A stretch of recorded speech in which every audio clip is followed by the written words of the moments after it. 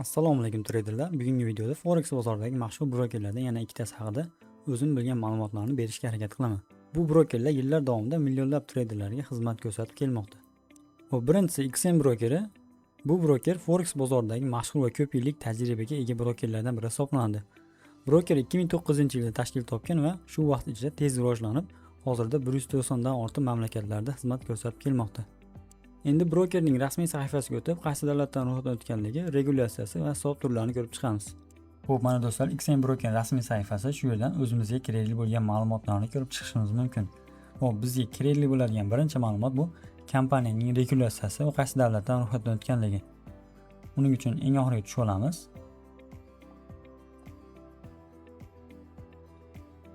Xo'p, mana do'stlar, bu yerda to'liq ma'lumot yo'q ekan.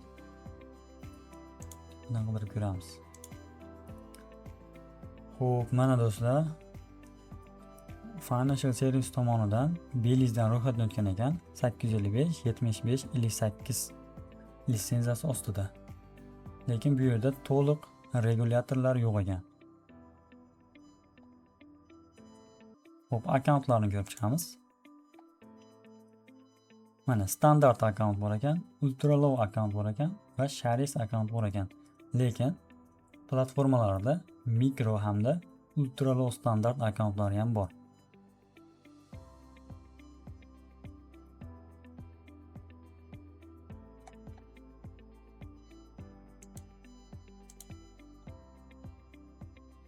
Xo'p do'stlar, XM brokeri mijozlarga turli regionlar uchun har xil yurisdiksiya regulyatsiyasi ostida xizmat ko'rsatadi. Ya'ni bir xil kompaniya bo'lsa ham, mijoz qayerdan ro'yxatdan o'tgan bo'lsa, unga o'sha hududga moslab yoki tegishli regulyator nazorati ostidagi hududlar, Seychelles va Beliz kabi offshore nazorat ostidagi regulyatorlar orqali xizmat ko'rsatadi. Mana hozir kirib ko'rdik XM brokeriga. Faqat Financial Service Commission Belizdan ro'yxatdan o'tgan regulyatsiyasi bor ekan. Xo'p, Exynosdan ham xuddi shunaqa. exynos.com ga kirsangiz, post bersangiz, faqat sign up va registratsiya tugmalari bor. Pastida Seychellesdan o'tgan regulyatsiyasi bor xolos. VPN orqali kiradigan bo'lsangiz, to'liq ma'lumot olishingiz mumkin. Xo'p do'stlar, XM brokeri rasmiy sahifasiga VPN orqali kirib ko'ramiz. Xo'p, mana kirib ko'rdik. Birinchi o'rinda bizga kompaniyaning regulyatsiyasi kerak bo'ladi. Uning uchun eng oxiriga tushib olamiz. Xo'p, bu yerda faqat risk haqida ma'lumotlar bor ekan xolos. Xo'p, tepadan qidirib ko'ramiz. Mana regulyatsiya. Mana do'stlar, SISEC, ya'ni Kiprdan o'tgan regulyatori bor ekan. Pastda esa BaFin va shunga o'xshash regulyator organlari bor ekan. To'liq ma'lumot olish uchun VPN orqali kirib ko'ring. XM brokerda hisoblar yangi boshlovchilardan tortib professional treyderlargacha mos keladi. Brokerda leverage, ya'ni kredit yelkasi 1/1000 gacha yetishi mumkin. Bu yaxshi imkoniyat beradi, lekin risk xavfini ham oshiradi. Brokerda pul kiritish va yechish tizimlarida bank kartalari, elektron hamyonlar va bank o'tkazmalaridan foydalanishingiz mumkin. Brokerda minimal depozit taxminan $15 dan boshlanadi. Pul yechishda ham xuddi shunaqa, minimal summa $15. Pul yechish tizimi tez va qulay deb baholanadi. XMda turli bonuslar va aksiyalar mavjud. Ular marjani oshirishga yordam beradi. Shuningdek, bepul treninglar va vebinarlar mavjud. Platformasi oddiy va tushunarli bo'lgani uchun yangi boshlovchilar uchun juda qulay hisoblanadi. Yangilik paytlarida va savdo jarayonlarida broker nisbatan yengil ishlaydi. Cheklovlar kamroq uchraydi, сделкаlarni tez ochib yopish mumkin, qotish holatlari kamroq. Broker MetaTrader 4 va MetaTrader 5 platformasida va o'zini mobil platformasida ishlasa ham bo'ladi. Brokerda 1400 dan ortiq instrument mavjud. Brokerda copy trading va robotlar bilan ham ishlashingiz mumkin, ya'ni savdo qilishingiz mumkin. Bu treyderlarga o'z strategiyasini avtomatlashtirish yoki boshqa treyderlarning savdolarini kuzatib ishlash imkonini beradi. Broker MetaTrader platformalari bilan ishlagani uchun indikatorlar va robotlarni o'rnatish qulay hisoblanadi. Brokerda support xizmati, ya'ni mijozlarni qo'llab-quvvatlash xizmati ham yaxshi ishlaydi. O'zbek adminlari bilan bog'lanib, muammolaringizni hal qilishingiz mumkin. Bu ko'pchilik foydalanuvchilar uchun juda qulaylik yaratadi. Ko'pchilik treyderlar XM brokerini ishonchli, o'rganish uchun qulay va yangi boshlovchilar uchun yaxshi broker deyshadi. Xo'p, endi O'zbekistonda juda ommalashgan broker Exynos brokeri haqida gaplashamiz. Uni plyus va minus taraflari haqida o'zim bilgan ma'lumotlarni berishga harakat qilaman. Exynos brokeri hozirgi kunda eng tez rivojlanayotgan va ommalashib kelayotgan brokerlardan biri hisoblanadi. Broker 2008-yilda tashkil topgan. Endi brokerning rasmiy sahifasiga o'tib, qaysi regulyatorlar nazorat qilishi, qaysi davlatdan ro'yxatdan o'tganligi va hisob turlarini ko'rib chiqamiz. Xo'p, mana do'stlar, Exness Brokerning rasmiy sahifasi. Shu yerdan o'zimizga kerak bo'lgan ma'lumotlarni ko'rmoqchi edik, lekin qanchadir miqdorda cheklanganligi uchun to'liq ma'lumot ola olmayapmiz. Faqat registratsiyadan o'tish joyi, sign up tugmalari bor ekan.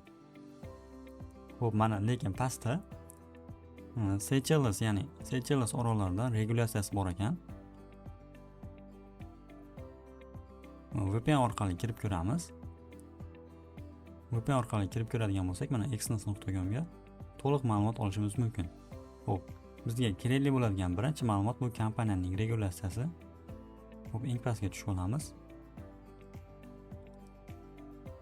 Xo'p, eng pastda ham to'liq ma'lumot yo'q ekan, qidirib ko'ramiz. Xo'p, mana do'stlar, Exness brokeri 13 ta davlatda ofis bor ekan. Mana kartalarda belgilab qo'yilgan ofislari, regulyatorlari qaysi davlatdan o'tgan bo'lsa, mana Buyuk Britaniyada bor ekan, Iordaniya, Keniya, Seychelles, Afrikada. Mana pastda esa regulyatorlari. Mana FCA, United Kingdom, ya'ni Buyuk Britaniyaniki, Kipr, Saysik-niki. Bu pastda esa mana Seychellesdan ham o'tgan regulyatsiyasi bor ekan. Mana pastda esa qaysi regulyatorlari bo'lsa, o'shani ko'rsatib qo'ygan. Mana Keniya, Mauritius, Seychelles, Afrika, United Kingdom, ya'ni Buyuk Britaniyaniki. Shu yerdan to'liq ma'lumot olishingiz mumkin. Exness brokerning eng mashhur jihatlaridan biri kredit yelkasi, ya'ni leverage tizimi. Ba'zi sharoitlarda leverage unlimited, ya'ni cheksiz bo'ladi. Bu juda katta imkoniyat beradi, lekin risk darajasi ham juda yuqori bo'ladi. Pul yechish tizimiga keladigan bo'lsak, Exnessning eng kuchli taraflaridan biri bu instant withdraw, ya'ni pulni juda tez yechib berishidir. Ayrim holatlarda mablag'lar soniyalar ichida tushadi. Bu forex bozorida katta ustunlik hisoblanadi. Brokerda komissiya va spreadlar juda past. Spreadlari kichikligi sabab ko'pchilik treyderlar scalping va tez savdo uchun ishlatadi. Lekin broker yangilik paytlarida yoki kuchli volatil, ya'ni bozor kuchli impuls paytida broker ayrim cheklovlar qo'yishi mumkin. Bu esa ba'zi hollarda treyder kapitalining xavfsizligi uchun foydali bo'ladi. Brokerda sabr xizmati 24/7 ishlaydi va tez javob beradi, lekin murakkab muammolarda ozgina kechikish bo'lishi mumkin. Exness brokerda 1200 tadan ortiq instrument mavjud. Robotlar va avtomatik savdo tizimlarini ishlatishingiz mumkin. Copy trading bor. Broker yangi boshlovchilar uchun ham, tajribali treyderlar uchun ham qulay. Xo'p, endi ikkala brokerning plus va minus taraflarini ko'rib chiqamiz. XM brokerining birinchi plus taraflaridan biri kuchli regulyatsiyasi, ya'ni SASIC va ASIC, yana bir regulyatsiya DFCA nazorati ostida. Ikkinchisi qulay platforma va boshlovchilar uchun juda qulay broker. Uchinchisi kuchli ta'lim tizimlari va webinar darsliklari bor. To'rtinchisi aksiyalar, bonuslar va promo dasturlar mavjud. Beshinchisi pul chiqarish tizimi tezroq va bez komissiya. Oltinchisi sabr tizimi ko'p tillarda mavjud. Endi minus taraflarini aytadigan bo'lsam, birinchisi spreadlari ayrim hisoblari balandroq bo'lishi, ikkinchisi scalping uchun ideal broker emas. Uchinchisi instrumentlari soni boshqa brokerlarga qaraganda kamroq. Xo'p, endi Exness brokerning plus taraflarini aytadigan bo'lsam, birinchisi kuchli regulyatsiya, ya'ni FCA, SASIC va FSA regulyatorlari nazorat qiladi, lekin ba'zi hisoblari nisbatan kuchliroq himoyalangan. Ikkinchisi juda past spread, uchinchisi scalping va intraday uchun juda qulay broker. To'rtinchisi pulni bez komissiya va tez yechib berish tizimi mavjud. Beshinchisi copy trading va robotlar bilan ham ishlashingiz mumkin. Oltinchisi katta leverage, 1 ga 2000, ba'zi paytlarda unlimited, lekin bu juda risk xavfini ham oshiradi. Xo'p, endi minus taraflarini aytadigan bo'lsam, birinchisi ta'lim tizimi biroz kuchsizroq. Ikkinchisi ba'zi davlatlarda cheklov bor. Uchinchisi leverage sabab risk xavfi juda yuqori. To'rtinchisi ba'zi hisoblari offshore regulyatsiya nazorati ostida.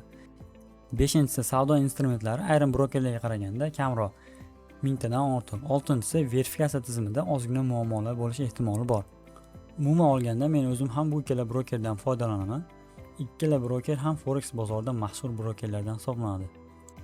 Forex bozorida foyda qilish imkoniyati qancha katta bo'lsa, risk boshqarish darajasi shuncha yuqori bo'ladi.